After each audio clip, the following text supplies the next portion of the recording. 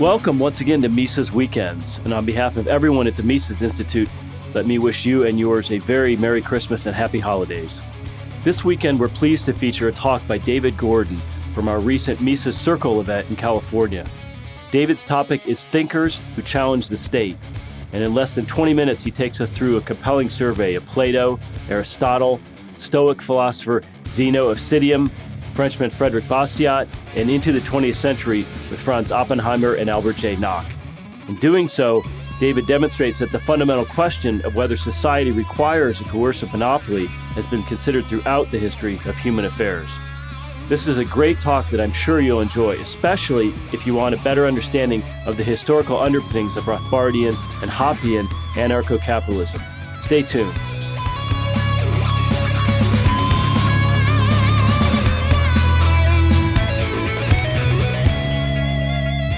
I'm very glad to see so many people here who are open-minded to the notion of society without the state. Some people are not like that. They can read in all sorts of things about how bad the state is, but they'll reject without thinking about it the notion that we could get along without the state. They put one in mind of the man who read so much about how bad smoking is for your health that he gave up reading.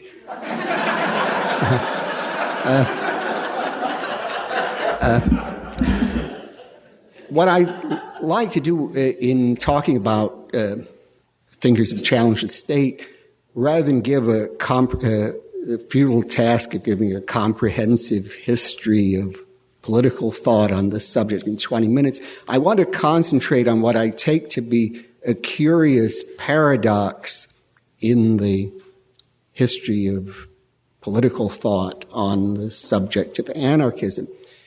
And the paradox is this: if we ask people today about the notion of society, about the state, about anarchism, many people will respond, as Jeff Deist mentioned in his talk, by saying, this is a good idea. In theory, it would be a very nice thing if we could have a society without the state, but it just wouldn't work. We have to be realistic and accept the existence of the state and perhaps try to limit it, but we couldn't get along without a state. So it's a very good idea, but it just wouldn't work. Now, the paradox is if we look to ancient political thought, we find something completely different. The idea there was anarchism could work, but it wouldn't be a very good idea. So it's just the reverse of what we have today. Now, if we take a couple of illustrations, we look in Book 2 of Plato's Republic, the situation is imagined in which we have a small society of people who are each living and producing things, and they're exchanging things with each other. They're exchanging goods and services with each other. And seems like we might think this is a very good society, but Plato calls this a society the city of pigs. He said this is really, if this happened, we would need, people might get too greedy. They might just start accumulating wealth, and that wouldn't be a good idea. So you'd have the notion of people peacefully trading and producing among themselves, according to Plato, wasn't a good idea. We need to have a special guardian class to rein people in and make sure they don't get out of control. So Plato is saying, well, maybe we could have a society without a state, but this is the city of pigs. And similarly, in Aristotle, Plato and Aristotle don't always agree, but they agree on this point. In Book 1 of Aristotle's Politics, Aristotle describes how the state arises. He said, well, we can start off with families, and then we imagine families uniting into a community where again, they're producing and exchanging goods and services among themselves. But Aristotle goes a bit differently from Plato. Plato, remember, saying, well, we need the guardian class to make sure that people don't get out of hand. Now, what Aristotle says is we need to have a state because the highest life is not one of producing, it's one where people are engaged in public deliberation. People are deliberating about the public order, and you need to have a state to have that. So according to Aristotle, we need to have a state because this is part of the best life. Now, the best life absolutely is the life of the philosopher, but that's available only to a few. So for most people, the best life is being involved in the state.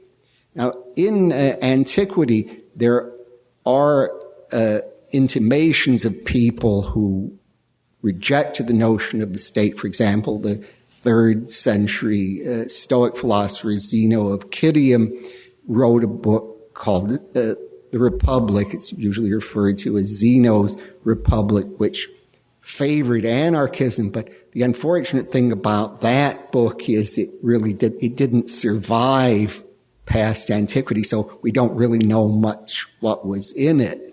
But in general, the picture in the ancient world then was of anarchism. The ancient political thought was that anarchism might very well work, but it wouldn't be a very good idea.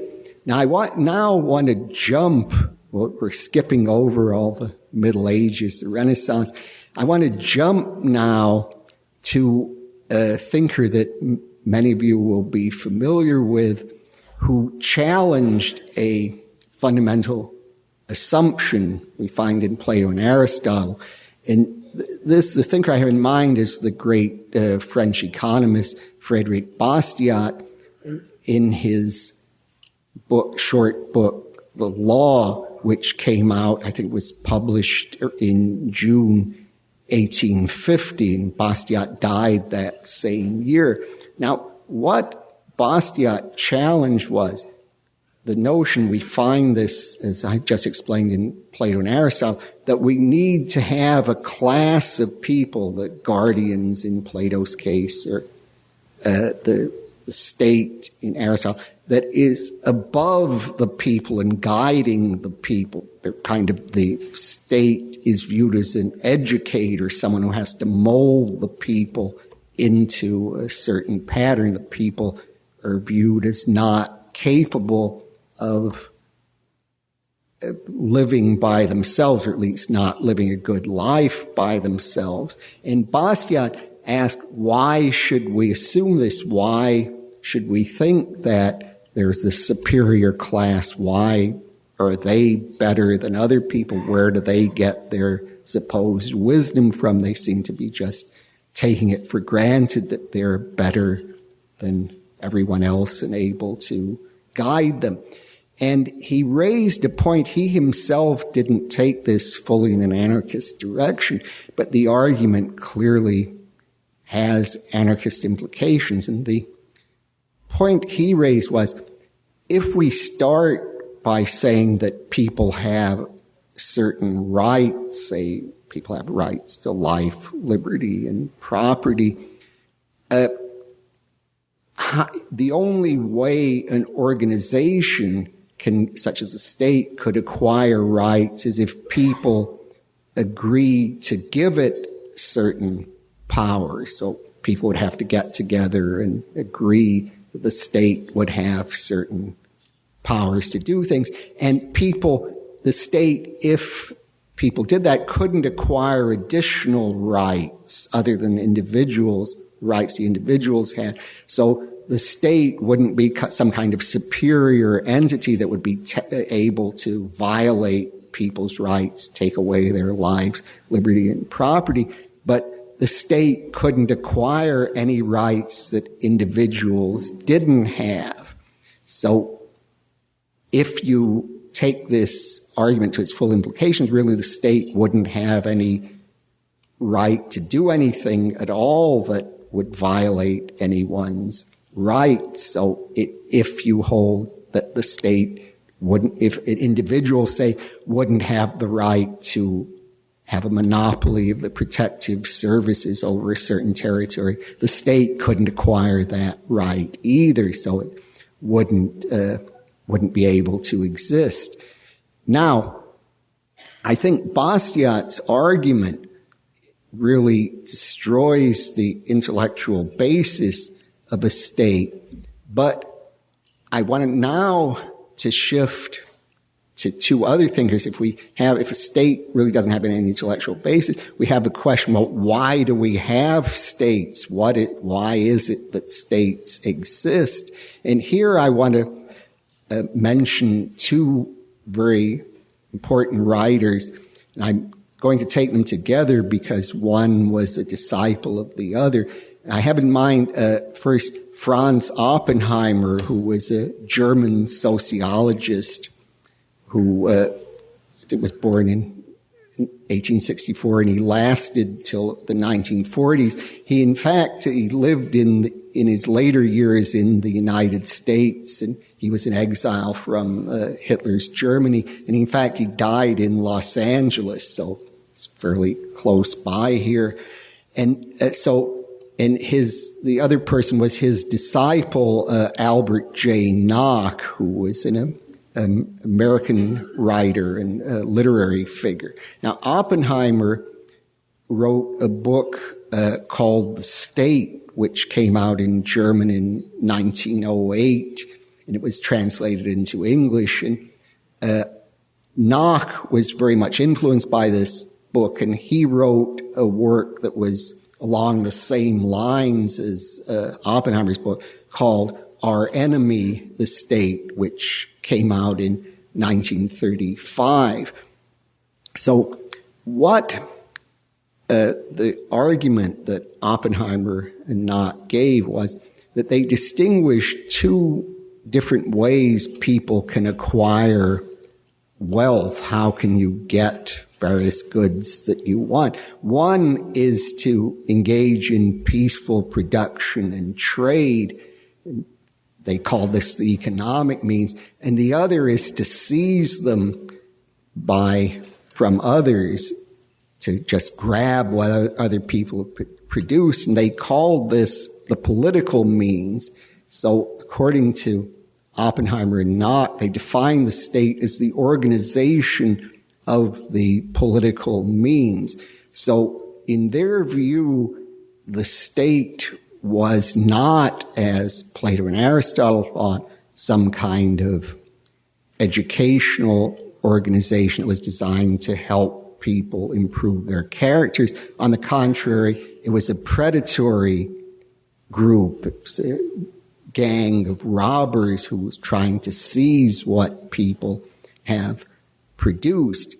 Now, one might say, well, this is a very interesting theory, but how do we know it's true? And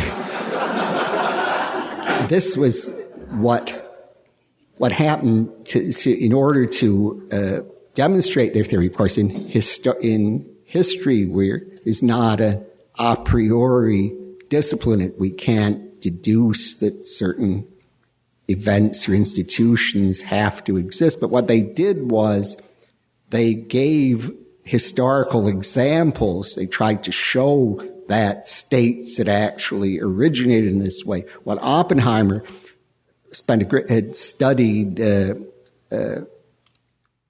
great deal of the anthropological literature, and he tried to show that every state that he could find had originated in this way as a predatory group that had seized what other people had taken. And he goes into great detail going through the ancient world and the medieval world down through the 19th century, trying to show that states are predatory bodies. And Nock, following in the lead of Oppenheimer, applied this view to, especially in Our Enemy the State, to American history, and he tried to show how the state had American state had been a predatory group. Also, interesting, there, Knock was very sympathetic to the view usually associated with the progressives. Charles Beard, remember he had a famous book, An Economic Interpretation of the Constitution of the United States, 1913, arguing that the Constitution was really written to help a certain group of wealthy people. They would be economically better off. And Knox says that view is correct, that the Constitution was written that way. So he's arguing that the American state has always been a predatory organization. So Knock and Oppenheimer and Knock, in my view, have given a very good historical case for this, their theory that the state is a predatory organization. Now, just to make clear the logical structure of the argument, this came up in one of my online classes that I'm fortunate enough to give for the Mises Institute. A student said, well, look, aren't there examples of stateless societies in the past, as if this was a refutation of Oppenheimer? But remember, what Oppenheimer is saying is every state is a predatory organization. To refute him, you would have to come up with a state that wasn't a predatory organization. It wouldn't refute him to show that you could have a society without the state. That would he be perfectly happy with that. So again, what Knock and Oppenheimer are saying is that every state is predatory organization. So I think their views are very helpful to us in combating what Nietzsche so aptly calls that coldest of all cold monsters, the state. Thank you.